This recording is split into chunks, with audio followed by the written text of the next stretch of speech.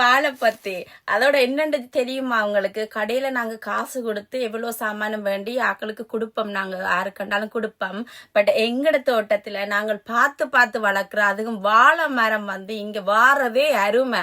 அந்த அருமையிலையும் அந்த ஒரு மரம் ஒரு குலை தான் போகும். ஒரு குலையில ஒரு பொத்தி தான் வரும். 5 மரம் இருந்தா 5 பொத்தி தான் வரும்.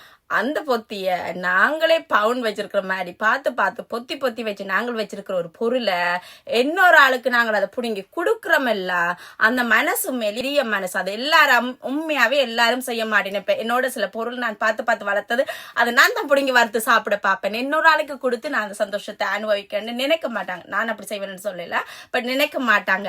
இருந்தும் அந்த வாழை தோட்டத்துல பார்த்து பார்த்து வளர்த்த அந்த வாழை பொத்திய அவ்வளவு தூரத்துல இருந்து எனக்கு கொண்டு வந்திருக்கிற என்ன நினைச்சு நான் வறுத்து சாப்பிடணும்னு கொண்டு வந்திருக்கிறா தானே அந்த உள்ளத்துக்கு தேங்க்யூ. உங்களோட அன்புக்கு தேங்க்யூ.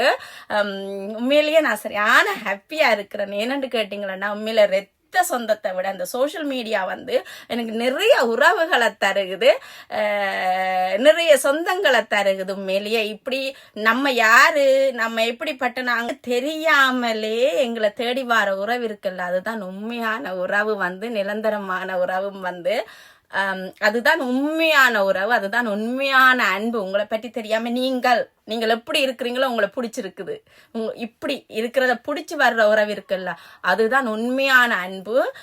உண்மையிலேயே நான் சரியான ஹாப்பி. எனக்கு இந்த சோசியல் மீடியா எனக்கு நிறைய உறவுகளை எனக்கு சேர்த்து தருகுது.